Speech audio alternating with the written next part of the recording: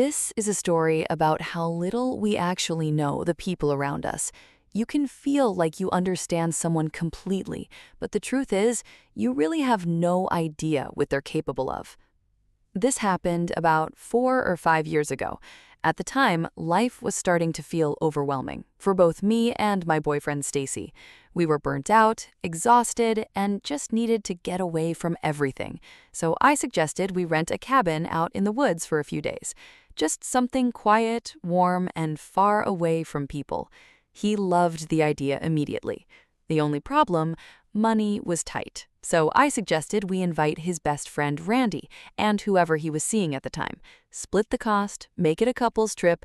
It made sense. Randy was instantly on board. Since it was the middle of winter, we specifically looked for a cabin with a fireplace, somewhere that felt cozy. I found the perfect place, we booked it, and started planning everything. Then, less than a week before the trip, Randy and his girlfriend broke up. It wasn't mutual, it wasn't clean, it was messy. We felt stuck. It didn't seem fair for him to pay for half a trip he wasn't even going on anymore, but we also couldn't afford it alone.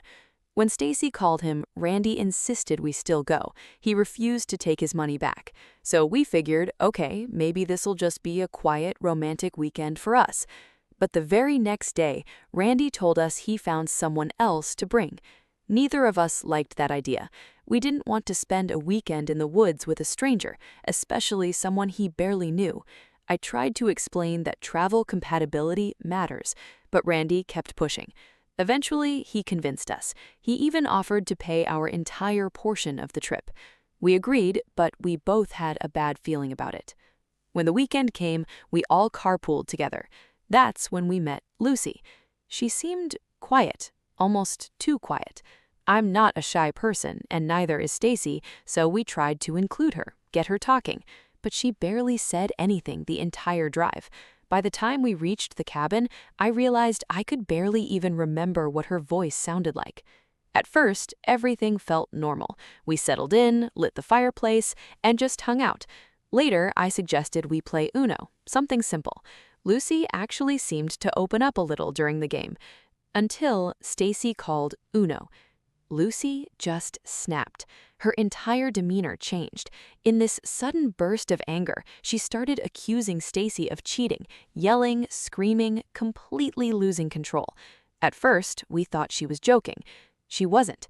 She was screaming at us over a card game with people she had just met.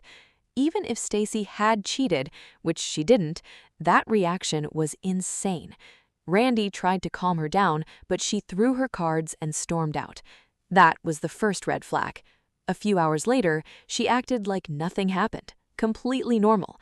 That was the second red flag. During dinner, she started oversharing.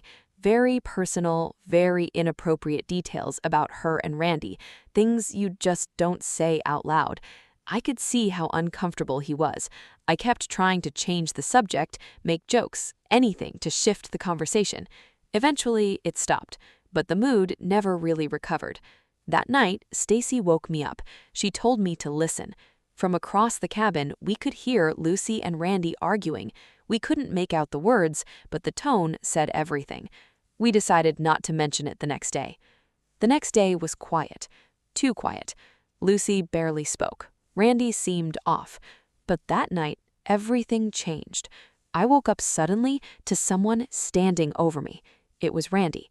He looked terrified. He asked if he could stay in our room, said we needed to lock the door. When I asked why, he told me something I'll never forget. He woke up earlier and saw Lucy standing at the foot of the bed, just staring at him, not saying anything, just watching him sleep. When he checked the bed later, there was a knife. A large one. As he came to our room, he saw her wandering through the cabin in the dark, humming, almost dancing. Then she stopped and said, "I see you," not even looking directly at him, just in his direction. We locked ourselves in the room. We could still hear her moving around. Then the front door slammed. When we checked, she was gone. Outside in the freezing cold, wearing only a t-shirt and shorts, and the knife was missing. We didn't sleep at all. Eventually, she came back, like nothing ever happened. The next morning, while packing, Randy found the knife in her back, the same knife. We left immediately. We never heard from Lucy again. We couldn't find her online. No records, no trace. It's like she never existed. And honestly, I don't know what her intentions were, but something about her felt very, very wrong. I've always been someone who prefers being alone. A few years ago, it got extreme. I would rent remote cabins just to avoid people entirely. One weekend, I found a place deep in the woods, about 2 hours away. Everything felt normal until my hike the next morning. I kept hearing footsteps behind me, twigs snapping, branches shifting. Every time I turned around, nothing. But it didn't feel random. It felt intentional, like someone was following me. I cut the hike short and went back. That night, I tried to relax, had a few drinks, put on music. Around 11 p.m., I heard a knock at the door. No one was there. Then it happened again. This time, someone was there. A man in a suit, perfectly clean, completely out of place. He said he was lost, looking for his girlfriend, but something was off. His voice had no emotion, none. He asked to come inside. I refused. He insisted, then said something was outside and he needed to hide. That's when I knew something wasn't right. When I went to call the police, he started pounding on the door, then laughing. I looked through the window, and his face was right there, inches from mine. Then he said my name. I called the police. When I looked again, he was gone. The officer arrived and offered to take me to a hotel, but when we stepped outside, my tires were slashed.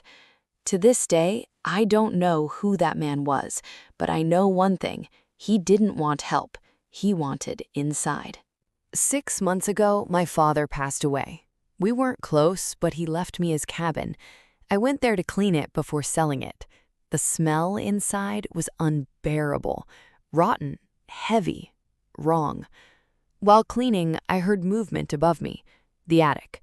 When I went up, it was filled with trash, food wrappers, bottles, like someone had been living there. That night, I heard the noise again. When I checked, the attic ladder was already down, and there was fresh trash on the floor. Later, sitting in the dark, I noticed something in the corner, a blanket, covering something. As I got closer, I saw a boot sticking out. Then the blanket moved. Someone was under it, breathing. I didn't wait. I ran.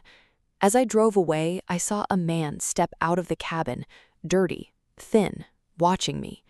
Police said he'd probably been living there for a year, in the attic, while my father was gone. I never went back. I sold the cabin as is. But what stays with me is knowing I was sitting just a few feet away from him, in the dark, and had no idea.